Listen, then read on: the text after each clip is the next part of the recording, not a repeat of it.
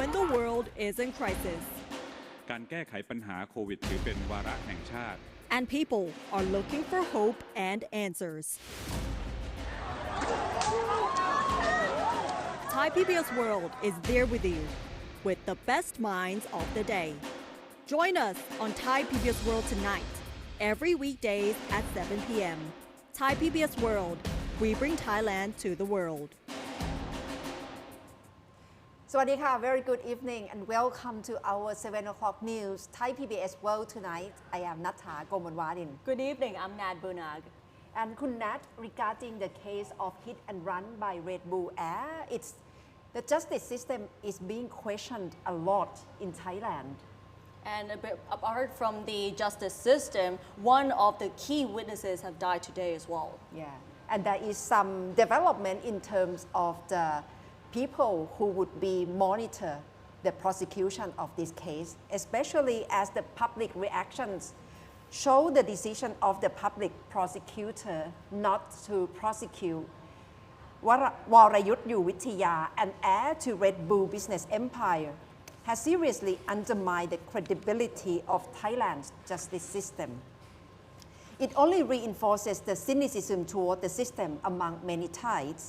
No wonder why prisons are only for the poor has re-emerged as a trendy phrase since the case hit the headlines again 2 weeks ago. Now, Prime Minister Prayut Chan-o-cha believes he has a chance to salvage the name of the Thai justice system. Yesterday, he appointed a fact-finding panel to find out what went wrong with the handling of the case by both the police and public prosecutor that eventually led to Warayut's acquittal. And his choice of Visha Mahakun, a former commissioner of the National Anti-Corruption Commission, has been widely commended. Visha, 74, was one of Thailand's best-known anti-graft fighters. He took on a number of high-profile cases and has been consistently outspoken on issue of corruption. Speaking to reporters after his appointment yesterday, Visha said the mission of the fact-finding committee is to help restore people's faith in the country's justice system. While admitting that the committee will be under a lot of pressure because of the publicity surrounding the case, he expressed confidence that it will find out all the truths behind the case. Yoovidhya is believed to have played an important role in the decision by the National Anti-Corruption Commission in finding Police General Pacharawat Wongsuwan, a former national police chief, guilty of using excessive police force in breaking up the demonstrations against the Somchai government by the People's Alliance for Democracy back in 2008. Pacharawat, who is a younger brother of Deputy Prime Minister Prawit Wongsuwan, however, was subsequently acquitted by the court. Yoovidhya was also behind the ruling by the anti-graft body against the former Prime Minister Yingluck Shinawatra in the controversial rice pledging scheme.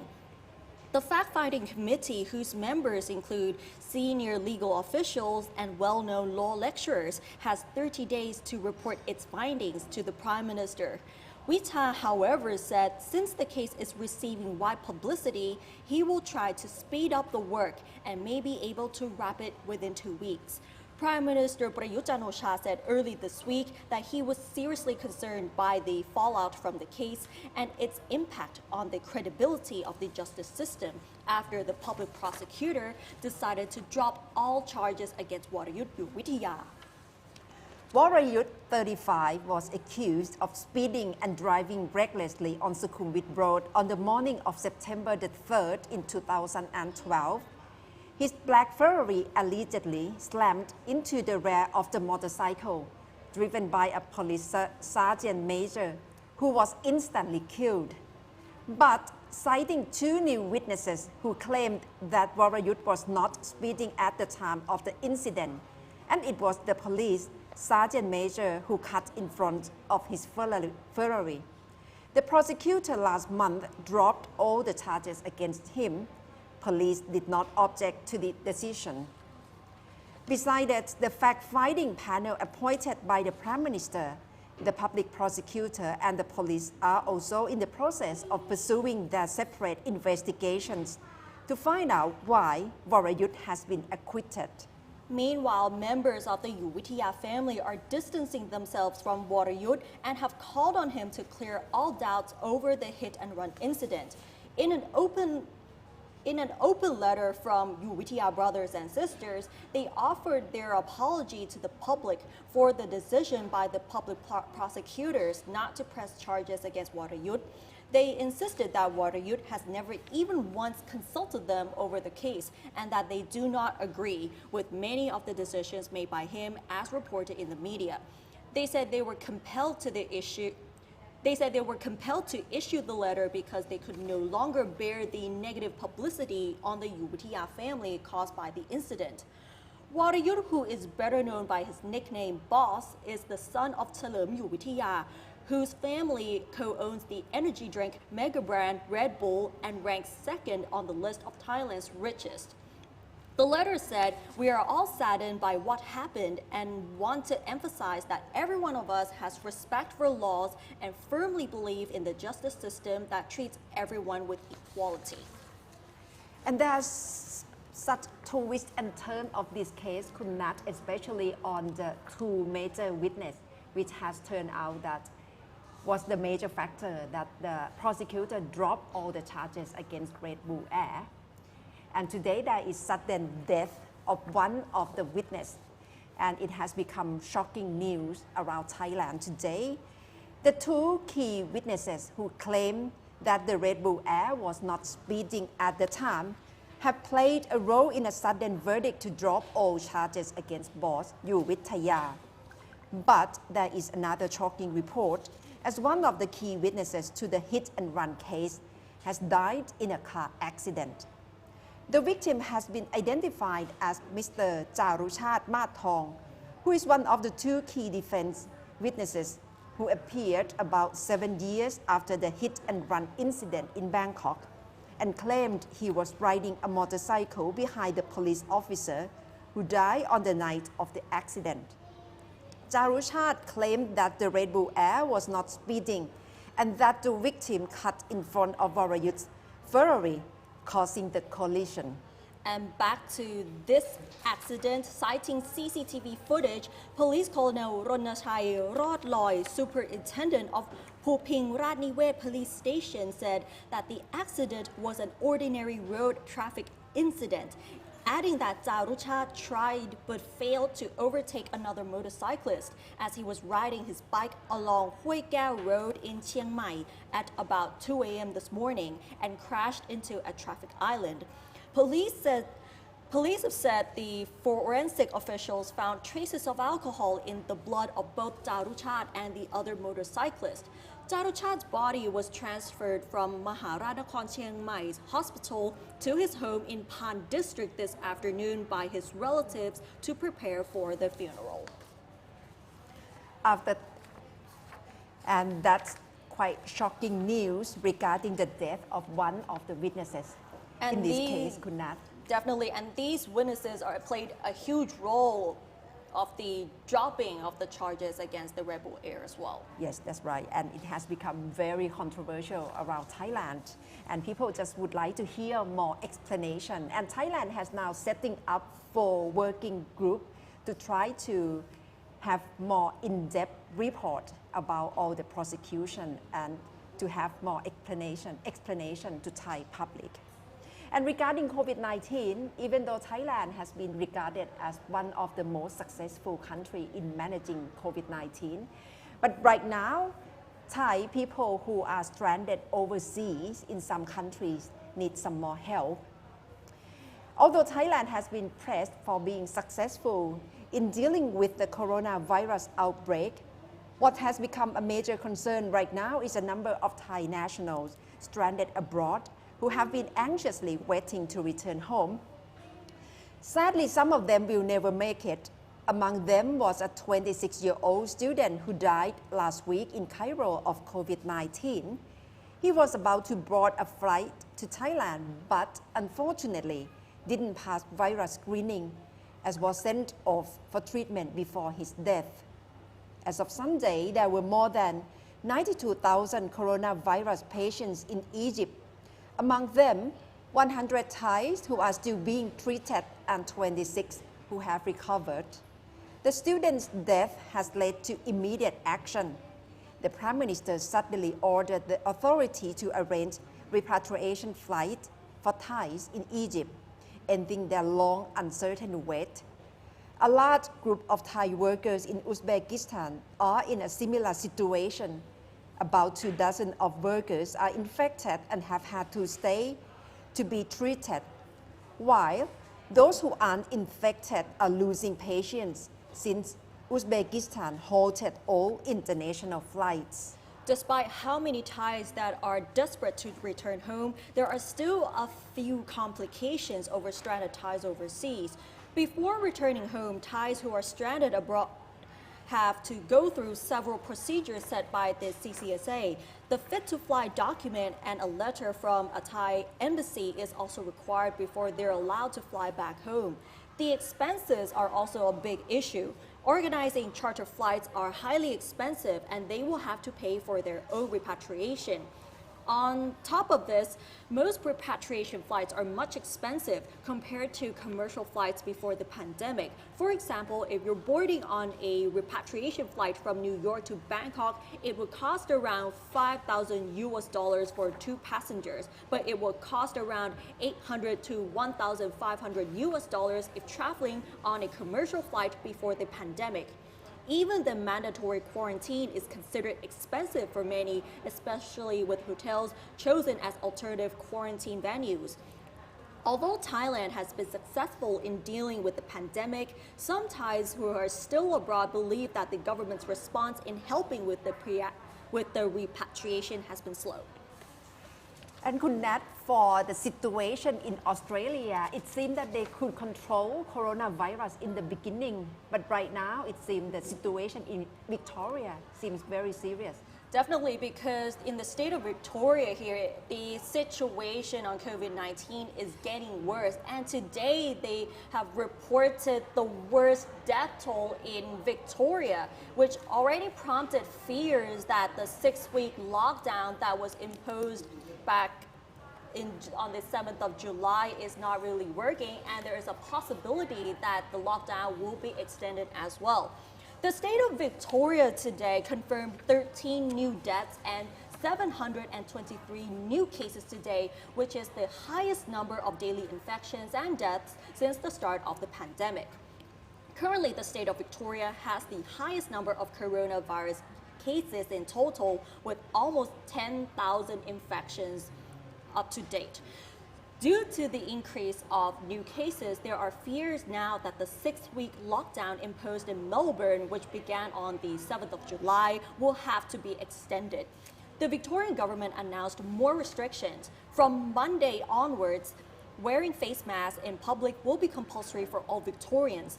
Those living in regional areas will not allow to visit people or have visitors in their homes.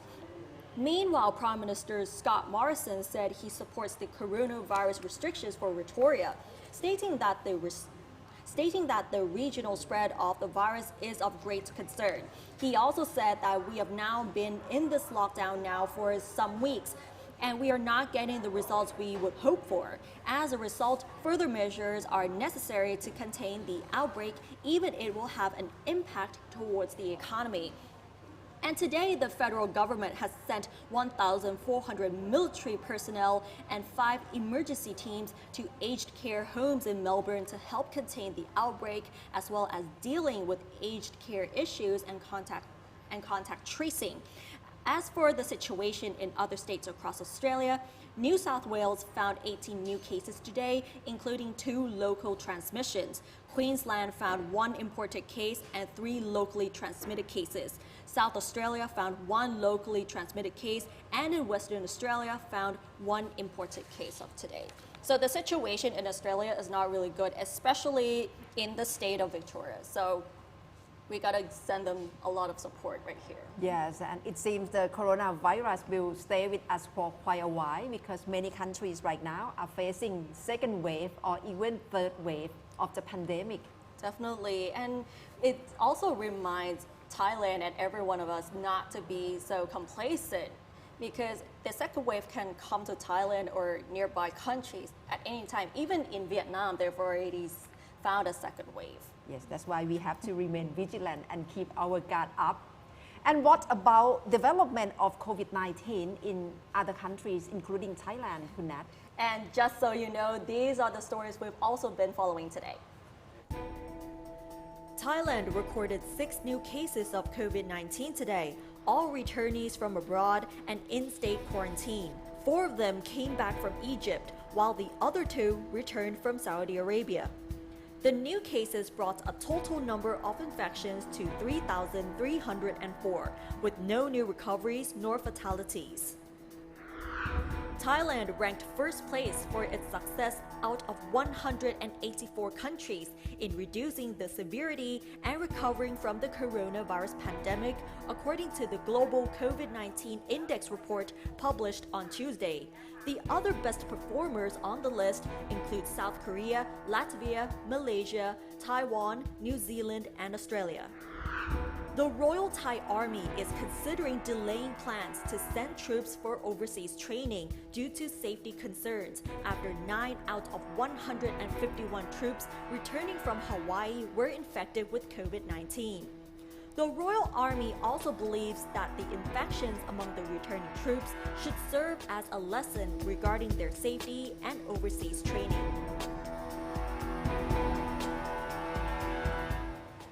And Kunat, when talking about taking our own photo, it's become very, very normal today. We can just do selfie from our smartphone. Yeah. But if we look back, if we want to take our own photo, purikura or photo booths from Japan was very popular back then. Yes. Did you try before? I think it was back when I was still a kid, I think, and then we have so many photo booths in Thailand as well, so it's pretty much similar to the purikura photo booth in Japan. And I still remember that the iconic pose that we have to do with the sticker booth is this. Yeah, so that must be regular Yes, gesture, especially among Japanese women. definitely. Yeah. And it's just showing off our cuteness. And when we pose with stickers on, we can change all of these graphics. So we have like flowers and little Hello Kitties and all these things. So it was much of a craze back then. Yeah, it was very popular back then, but it lost popularity for quite a while because of smartphone and selfie. But right now, purikura in Japan find its way to be popular again. So have a listen to this story, which has more details.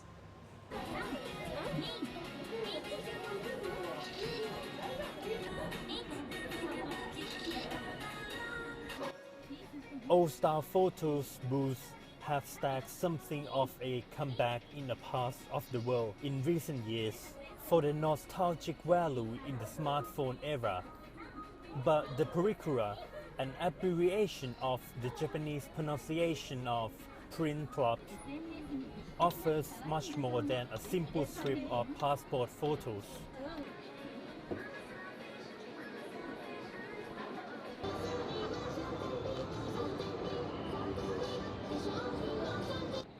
The first purikura was launched in July 1995.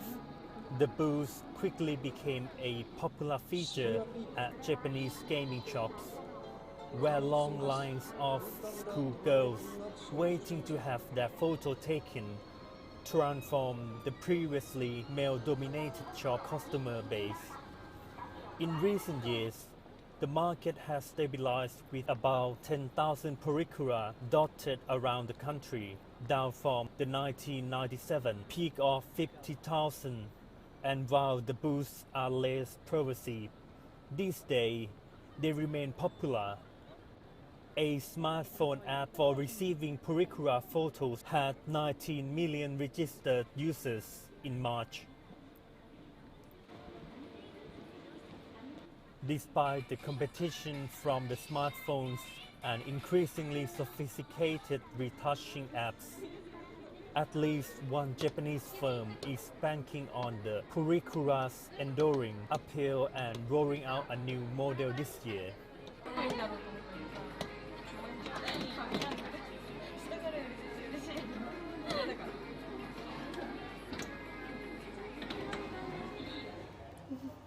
So it's like back to old days again, Kun Nat. Definitely, because reminds me of when I was in school, like primary school. So like after school, we would just queue up along these photo booths just to wait to get our photos done with the sticker booths. And remember, like during that time, we have to bring tons of friends with you, and then we just do like very funny, silly poses and cute poses like this as well. Yeah. So it doesn't limit for only one or two, like a big group of friends can do photo booth together. Definitely. You could bring your family members as well, or you can bring your grandmother if you want, because if your grandmother is a bit of, like, if she's onto the cute side and she's still young at heart, she could do this as well. Okay, so back to how to help Thai who are stranded overseas, especially from the case of Uzbekistan and in Egypt. Right now, we have Kun Nattapanu Nopakun, Deputy Spokesperson for Ministry of Foreign Affairs, joining us live via video call. Good evening, Mr. Deputy Spokesperson. Yes, good evening, Kun Natta, Kun Ned. Nice to be back again.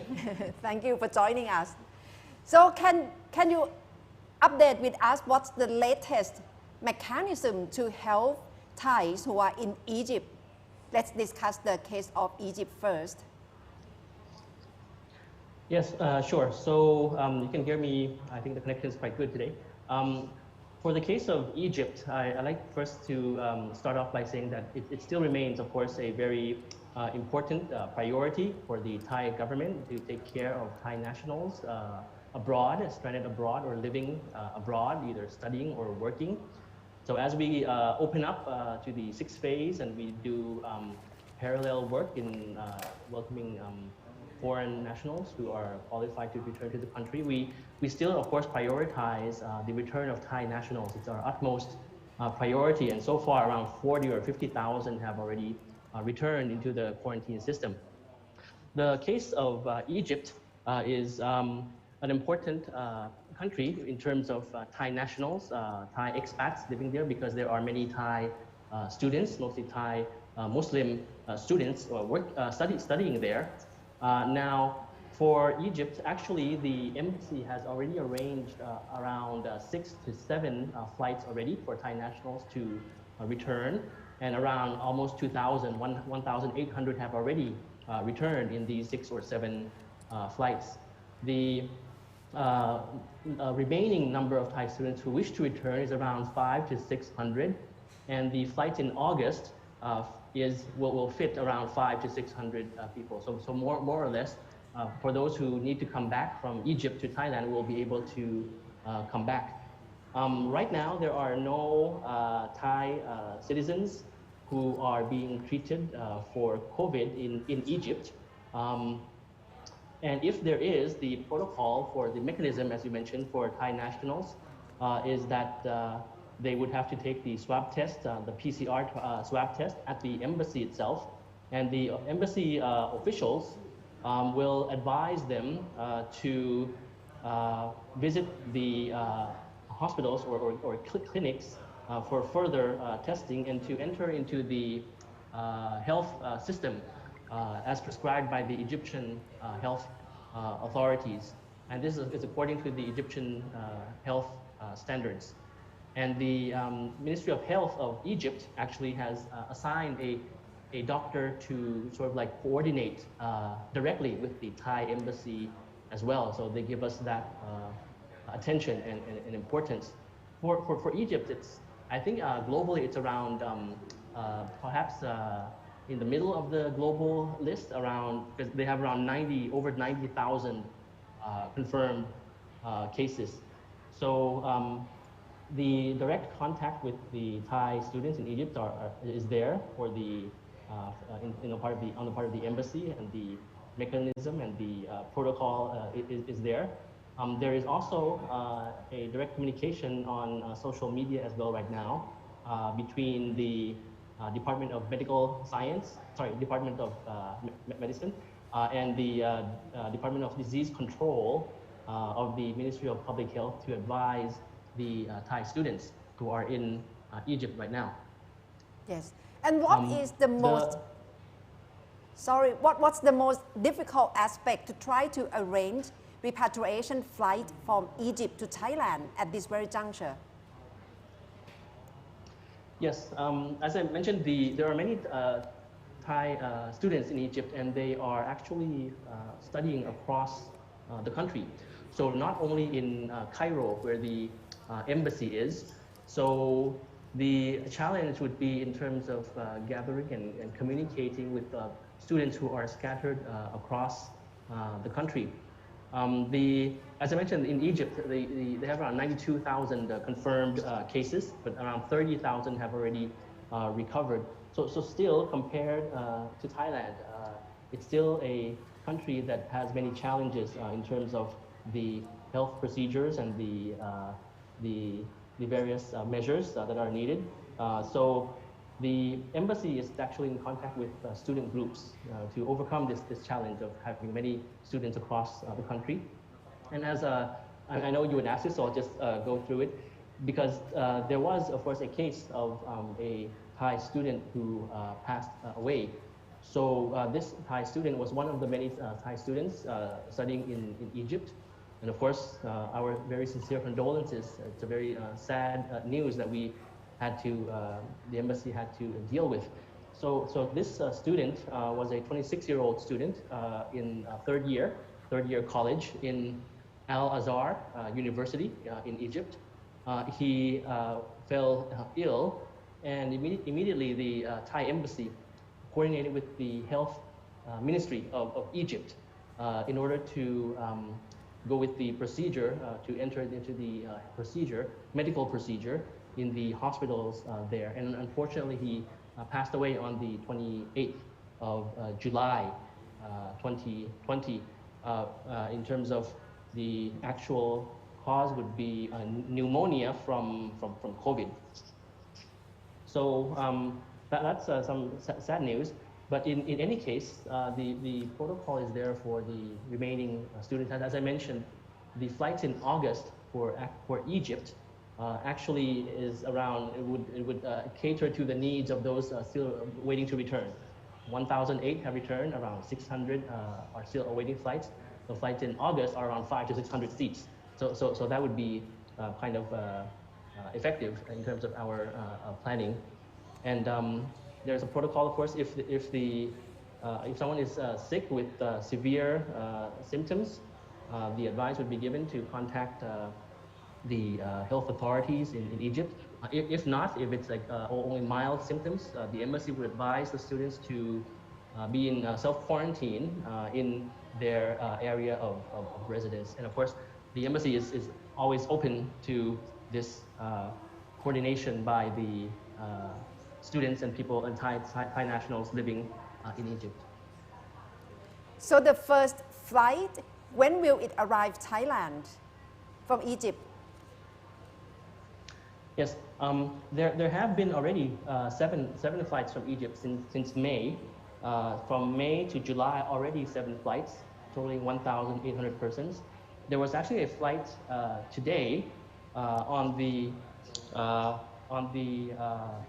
30th, yes, on the 30th of July, which is today, totaling for 290 Thai repatriation flights for 290 persons, and I believe it's arrived today already. The one in August, I don't have the exact date, but the embassy is in touch with the Thai students. I believe there is one more flight in August, which would, two flights in August, in the middle of August and in the end of August. So 2 more flights, which will total around 500 to 600 seats for those who still wish to return. And if there are more needs of Thai students who need to come back, I mean more registrations in terms of those who intend to come back, the embassy would of course be able to cater to that and manage and arrange for more flights from Egypt. And what about the flights to arrange for Thai who are in Uzbekistan to return to Thailand? Yes, the case of Uzbekistan is a little bit different because Uzbekistan right now has a flight ban, I believe both ways. inbound and outbound. Although their situation is like they have around 22,000 confirmed cases, more than us, but less than Egypt. And since there is a travel flight ban, the arrangement for repatriation of Thai nationals from there back to Thailand would have to be in terms of special or chartered flights in the discussion with the embassy and the authorities in Uzbekistan. So that is being discussed for a possible flight perhaps in August, because there is, of course, a number of Thai nationals who are working as labor workers in Uzbekistan right now. So the embassy is in coordination with that for that possible flight. So have you been negotiating with Uzbekistan in terms of repatriating the Thais who are stranded there to come back, even if there's the ban on international flights? Yes. So in Uzbekistan, just to inform the audience and Natai and Kunad first, our embassy in Moscow, Russia, is responsible for Uzbekistan in different countries, but the ambassador resident in Moscow takes care of Uzbekistan, and we have a honorary consul general in Tashkent, which is the capital of Uzbekistan. So the authorities are actually discussing with the Uzbekistan side for that possible special flight. There is also the coordination actually with the Ministry of Labor of Uzbekistan and the employers, the company that employs Thai workers there as well. As of course, I was in the press, there were some concerns of Thai labor groups there who were frankly a bit stressed and being at risk of COVID there. So they were actually kind of worried. So the embassy took immediate action in discussing with the company that employs them, as well as the labor ministry of Uzbekistan.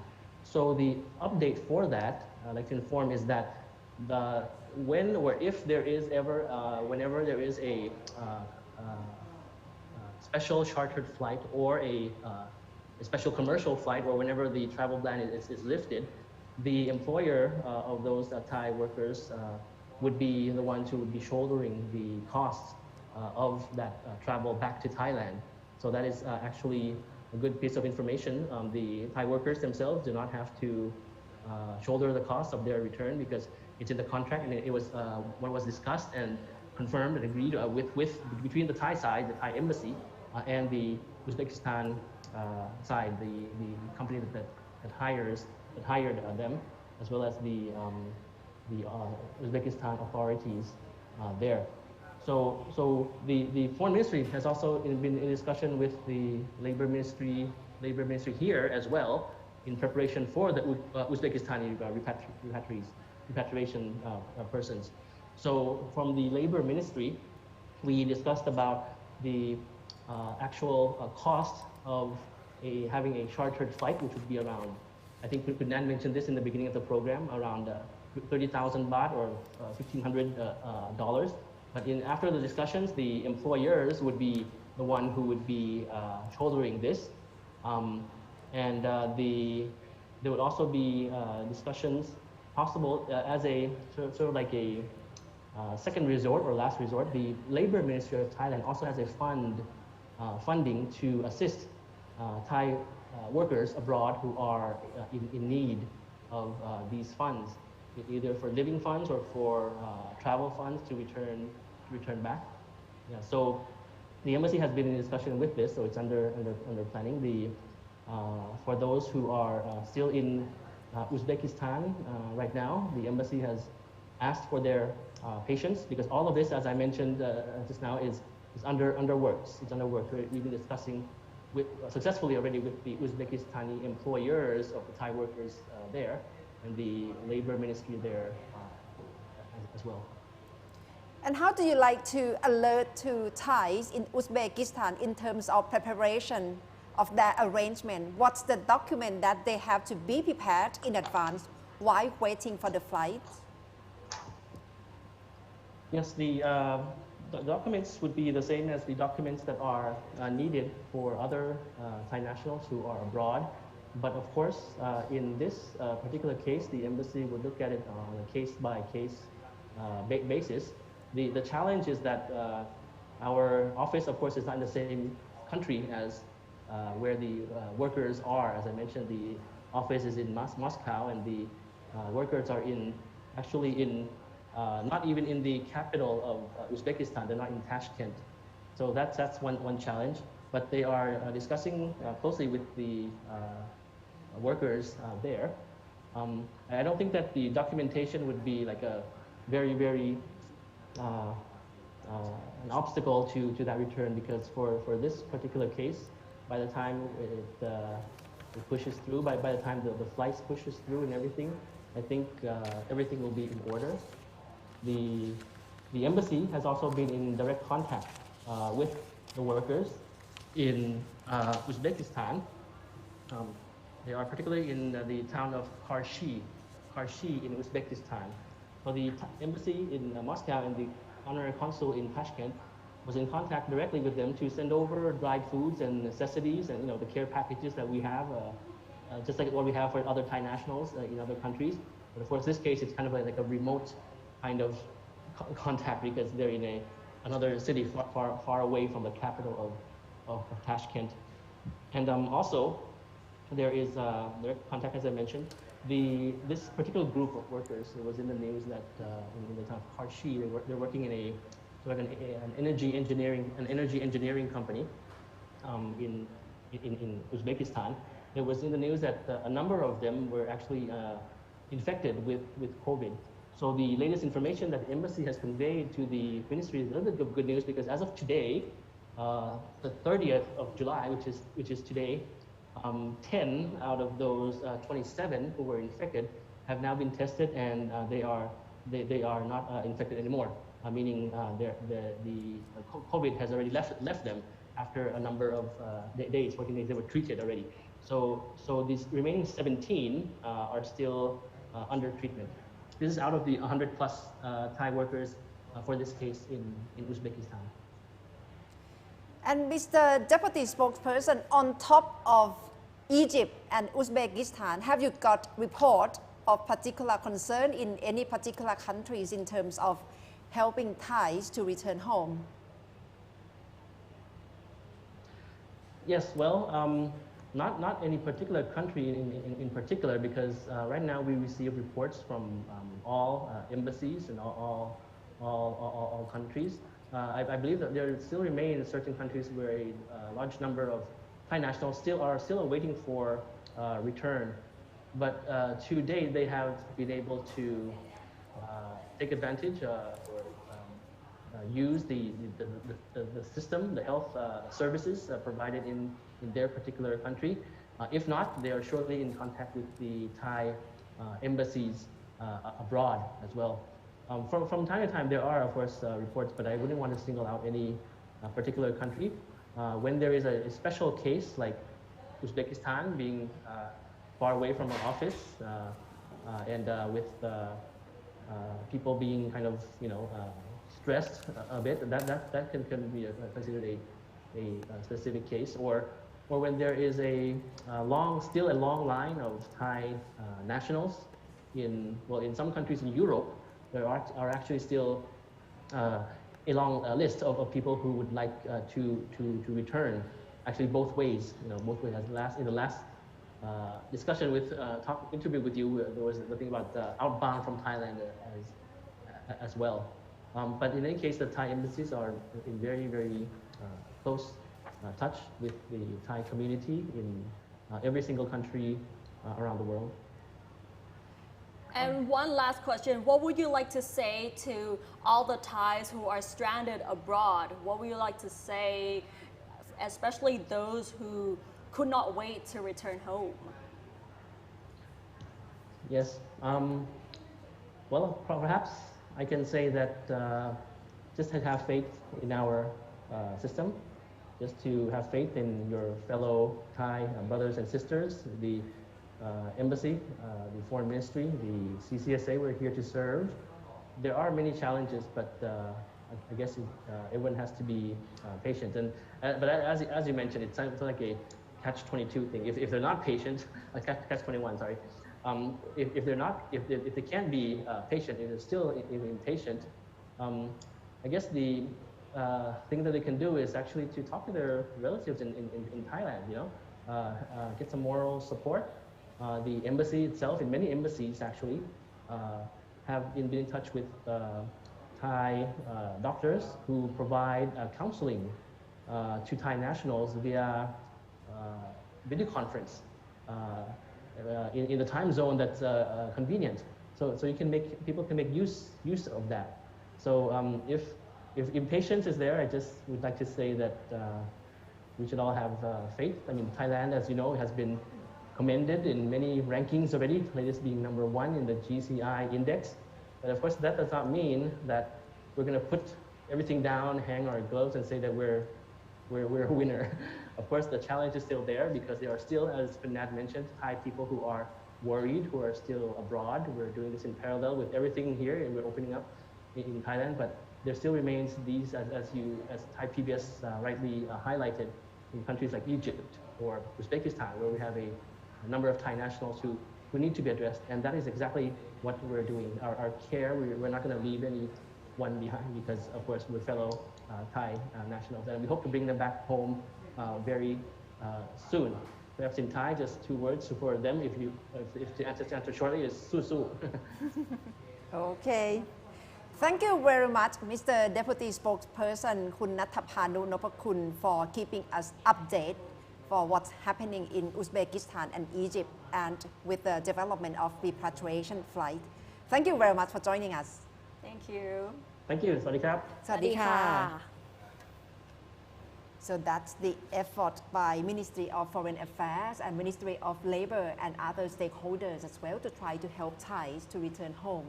Definitely, and all of the ministries and authorities have been working really hard to repatriate those Thais who are still stranded in many countries, not just Egypt and Uzbekistan. Yeah. And Kunat, is the time of the year that in Saudi Arabia, lots of Muslim people try to attend to have Mecca pilgrim. It's very important occasion for Muslim around the world. But of course, this year they have to respect social distancing as well. So it's like new phase of Mega Pilgrim. Then those are the new normal mega pilgrim. Yes. So we will wrap up our edition tonight with this social distancing at Mecca for Hajj pilgrim. Yes, with social distancing. Thank you very much for watching, and we'll see you at 8 p.m. with ทันโลกกับ Thai PBS World สวัสดีค่ะ Thank you for watching.